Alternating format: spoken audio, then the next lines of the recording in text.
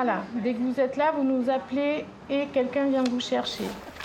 Soignants et patients prennent toutes les précautions.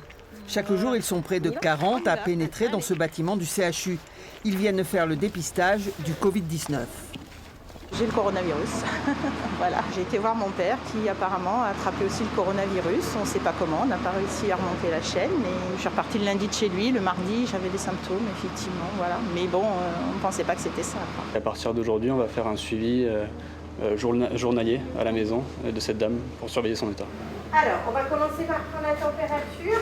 Moins de 20 minutes sont nécessaires pour faire le test. Les résultats sont disponibles en quelques heures et très peu de patients sont hospitalisés. On est en train de passer sur un hôpital de jour où si vous êtes positif, en fait, vous revenez à domicile et vous revenez 7 jours après pour refaire un prélèvement pour voir si vous êtes encore positif. 3 box sont équipées pour recevoir les patients.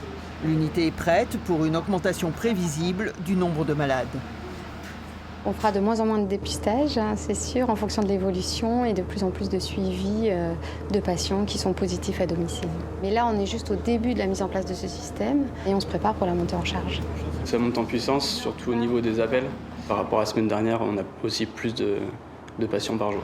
Monique va rester confinée à son domicile. Elle reviendra ici dans 7 et 14 jours pour passer de nouveaux tests. On est quand même mieux à la maison qu'à l'hôpital et puis c'est plus sécurisant aussi, même pour le personnel, c'est mieux. Ouais.